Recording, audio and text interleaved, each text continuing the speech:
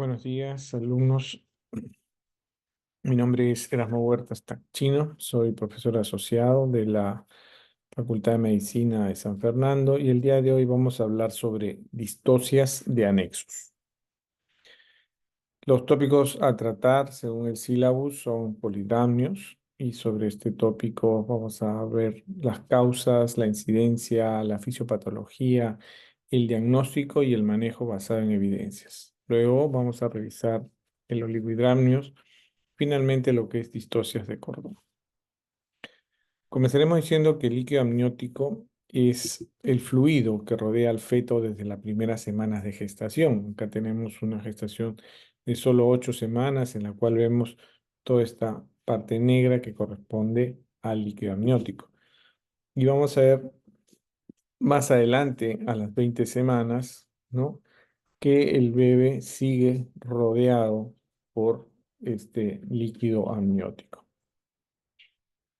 Las funciones del líquido amniótico son de proteger al feto de un traumatismo en el abdomen materno, proteger también al cordón umbilical de la compresión entre el feto y el útero, proteger al feto de infecciones bacterianas, permitir el desarrollo normal de los pulmones fetales, el desarrollo normal del sistema musculoesquelético fetal y finalmente también el desarrollo normal de los intestinos fetales. El líquido amniótico se origina en el primer trimestre, básicamente de la superficie fetal de la placenta y de las secreciones de la superficie del cuerpo del embrión. Hay un transporte desde el compartimiento de la madre en todo el amnios que se llama el transporte transmembrana. Los riñones no son importantes en este primer trimestre. Sin embargo, en el segundo y tercer trimestre, el riñón pasa a comandar la producción de líquido amniótico a través de la orina fetal, produciendo un volumen entre 800 a 1200 mililitros por día, dependiendo de la edad gestacional.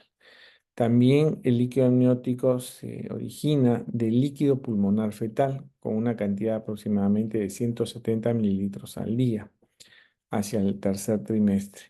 Hay también un flujo transmembranoso de solo 10 mililitros al día y secreciones orales y nasales aproximadamente 25 mililitros por día.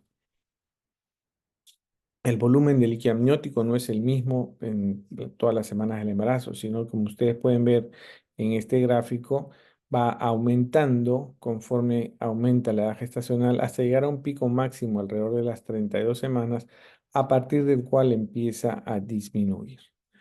El promedio del volumen de líquido amniótico es de alrededor de 777, 800 mililitros a las 32 semanas, pudiendo alcanzar valores, ¿no?, de hasta 1800 mililitros en el percentil 95. ¿Cómo medimos el líquido amniótico? A través de métodos subjetivos o también objetivos. Esto es desde el punto de vista ecográfico, ¿no? La parte subjetiva va a ser según la experiencia del examinador, ¿no?, cuál nos va a decir normal, aumentado, disminuido. Y en la objetiva vamos a tener dos técnicas que se les llaman semi-cuantitativas, que son la técnica del ILA y la del PBM. La medición del ILA o índice de líquido amniótico requiere que la paciente esté en decúbito dorsal. Se divide el útero en 4 cuadrantes a través de una línea media sagital materna que pasa por el ombligo y una línea transversal arbitraria entre el pubis y el fondo uterino. El transductor debe colocarse en forma paralela al plano sagital materno y perpendicular al plano coronal. Debemos medir el pozo en forma vertical en los 4 cuadrantes y luego sumarlos. Si nos sale menos de 8, lo repetimos por 3 veces y promediamos. Acá tenemos cómo medimos el líquido amniótico.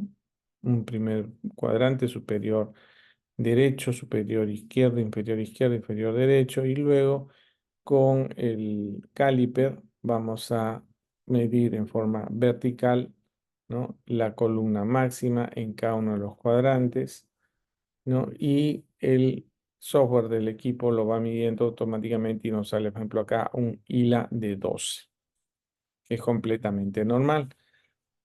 ¿Cuál es el valor normal del ILA en el embarazo? Según esta publicación de Moore, ¿no? Del año 1990, para cada edad gestacional existe un volumen promedio, un volumen mínimo y un volumen máximo. Mm, para evitar eh, tener problemas de saber si exactamente el volumen que estamos midiendo está en el percentil 95, 96, 94, se ha definido que todo lo que esté por encima de 25 centímetros o 250 milímetros está por encima del percentil 95 siempre y es polidramnios a cualquier edad gestacional. Y por el lado del percentil 5, todo lo que está por debajo de 5 centímetros o 50 milímetros va a estar disminuido siempre y va a ser oligohidramnios. Entonces, el doctor Moore, ¿no? Calificó el volumen de líquido amniótico de acuerdo al índice de líquido amniótico en cuatro categorías: oligohidramnios, cuando es menor o igual a 5, limítrofe, que es de 5 a 8, normal de 8 hasta 25 y aumentado por encima de 25.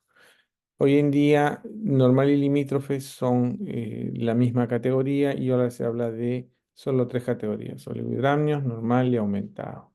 Como ustedes pueden ver, la frecuencia de oligohidramnios es, según Thomas Moore, de solo 8%. En cambio, cuando hablamos de pozo vertical máximo, hay cuatro categorías también: disminuido, marginal, normal y aumentado. El disminuido es menor de 1, marginal de 1 a 2, normal de 2 a 8 y aumentado mayor o igual a 8. Esta es una publicación de la Biblioteca Cochrane que trata de evaluar, ¿no? ¿Cuál de las dos formas de medir el líquido amniótico es mejor para prevenir los resultados perinatales adversos: el líquido amniótico o el pozo vertical máximo? Y la conclusión de los autores es que el pozo vertical máximo es mejor para diagnosticar oligohidramnios, ya que disminuye la tasa de, de este diagnóstico, así como la tasa de inducción. Y vamos a verlo esto acá en este gráfico, donde se evaluaron todos los resultados, ¿no? Entre pozo vertical máximo y los únicos que eran significativamente estadísticos eran la tasa de oligohidramnios, que era 2,39 veces mayor cuando usábamos ILA, ¿no? Y la inducción de trabajo de parto, que también era 1,92 veces más frecuente cuando realizábamos ILA. Así se mide el pozo vertical máximo. Y ahora sí vamos a ver las patologías en sí. El oligohidramnio se define clásicamente como un volumen de líquido amniótico menor de 500 centímetros cúbicos y operativamente se va a definir diferente si se trata de una gestación única o una gestación múltiple. Y si es una gestación única, podemos usar la técnica de los cuatro cuadrantes o la técnica del bolsón mayor. Si usamos la técnica de los cuatro cuadrantes, el parámetro es el ILA. Y si usamos el bolsón mayor, el parámetro es el pozo vertical máximo. El ILA menos de 5 y el pozo menos de 2 para definir oligohidramnios. En cambio, en la gestación múltiple solamente podemos usar la técnica de columna máxima. No podemos usar ILA en embarazo múltiple. Y el valor es igual, menos de 2 se considera oligohidramnios. ¿Qué causas pueden originar oligohidramnios en el feto?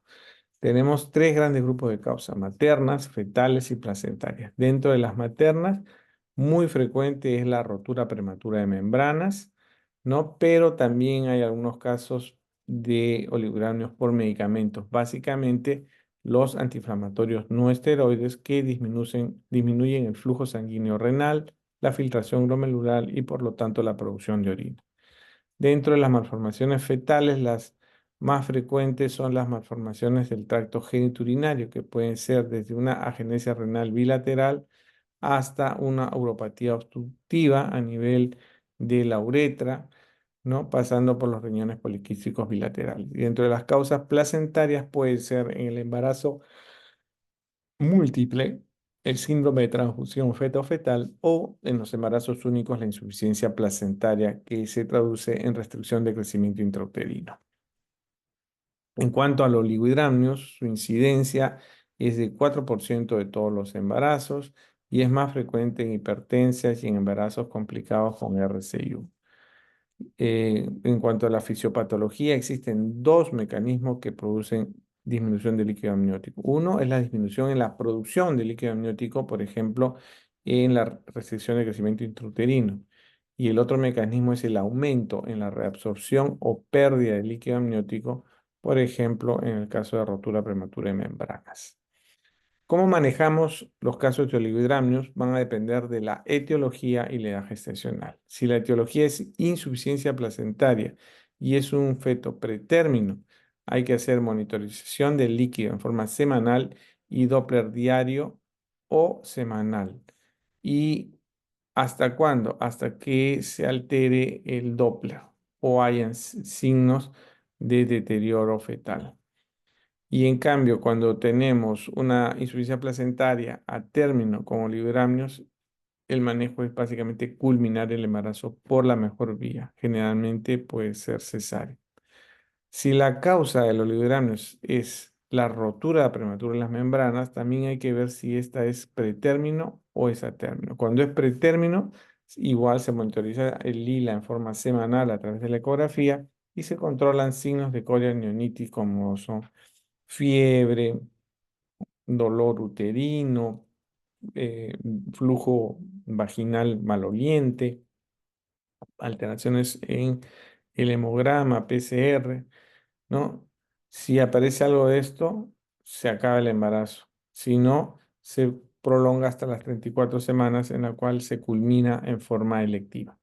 Y en RPM a término, el manejo es básicamente culminar el embarazo en las próximas 24 o 48 horas.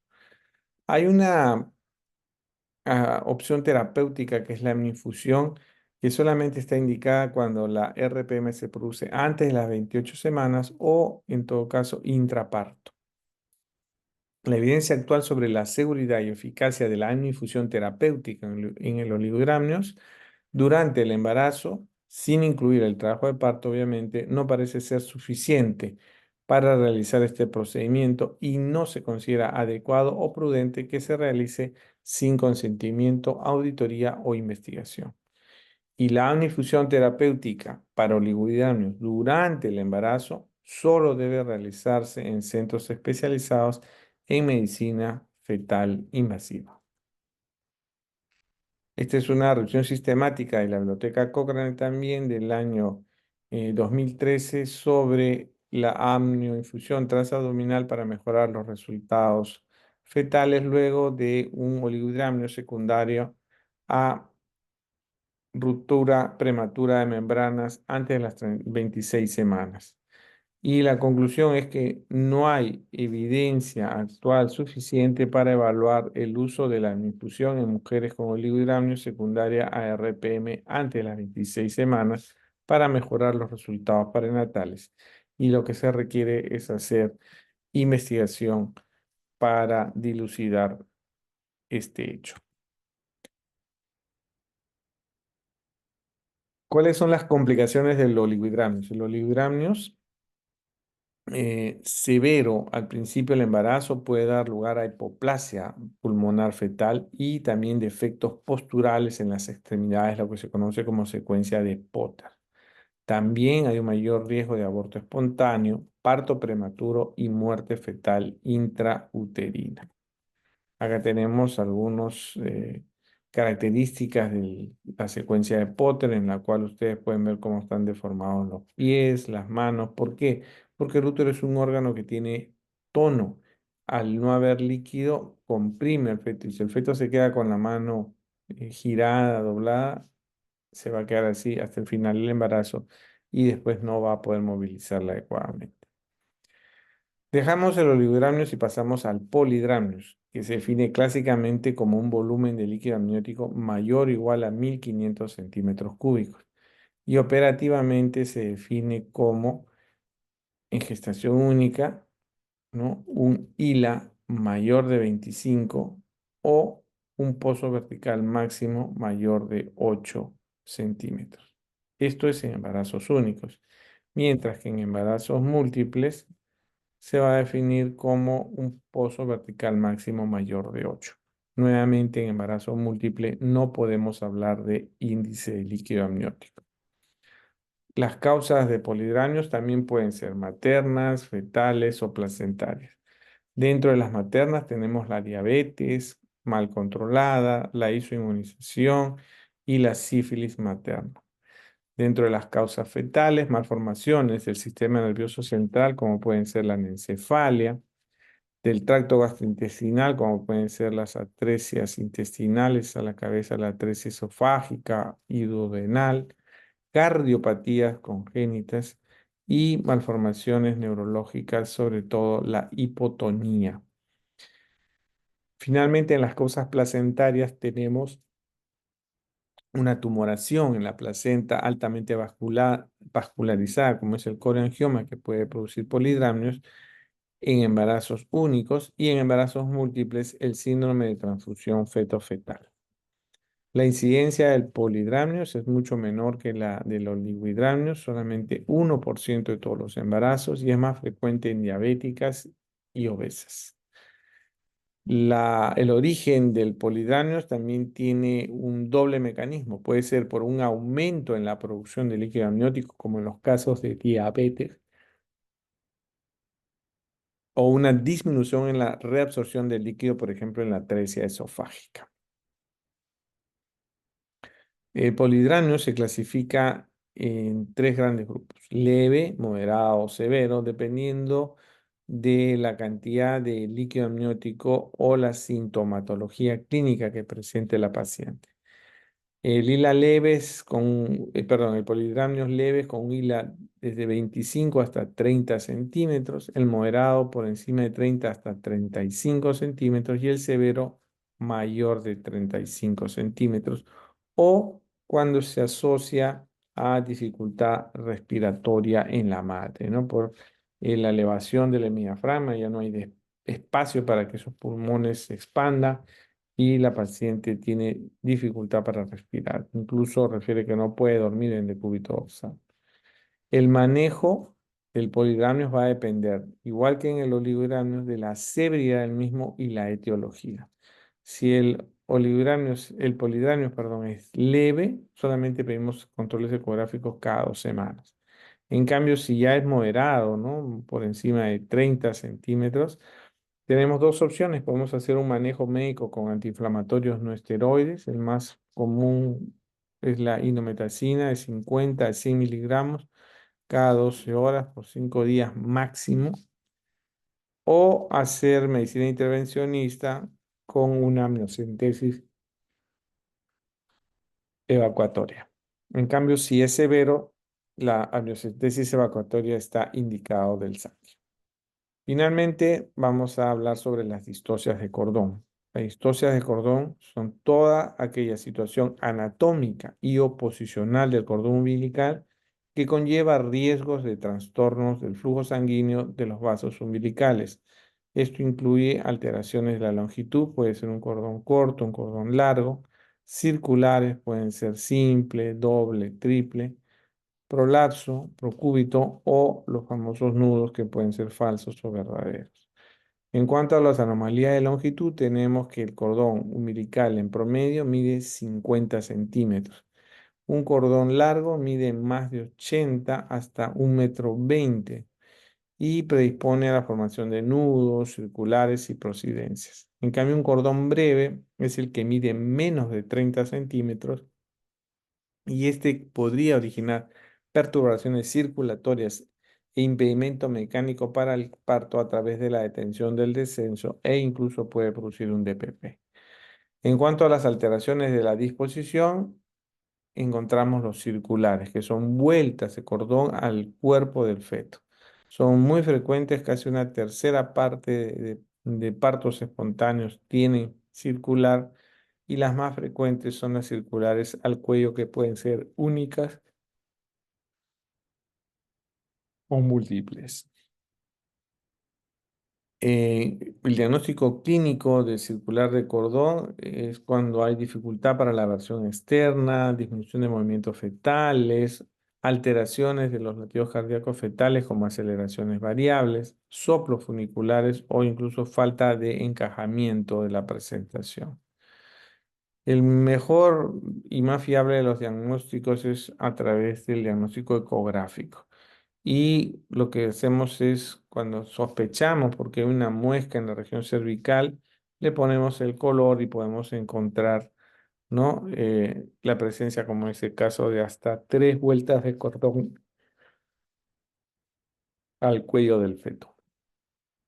¿Cómo manejamos las pacientes con circular de cordón? Lo ideal es monitorización continua de los latidos cardíacos fetales intraparto a través del monitoreo electrónico fetal y la detección temprana y oportuna de desaceleraciones, los famosos DIPS, desaceleraciones intraparto.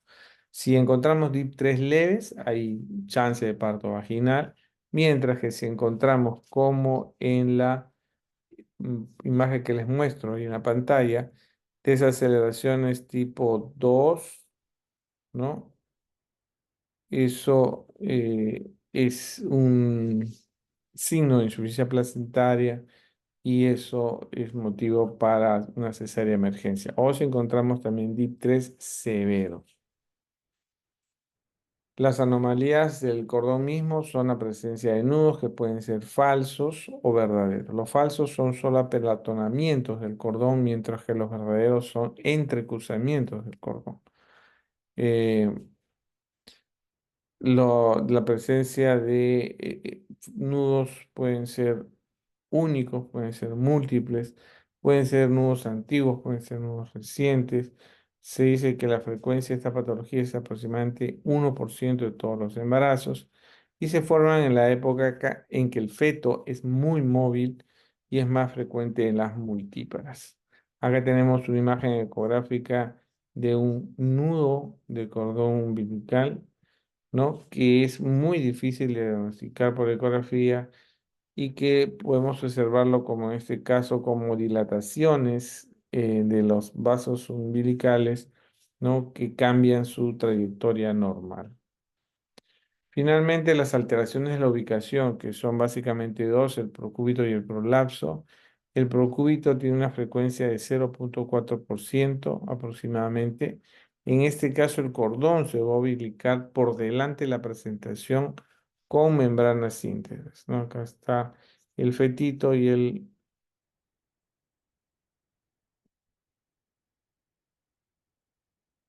la frecuencia de procúbito de cordón es 0,4%. El cordón se va a ubicar por delante de la presentación y la clave es que las membranas están íntegras.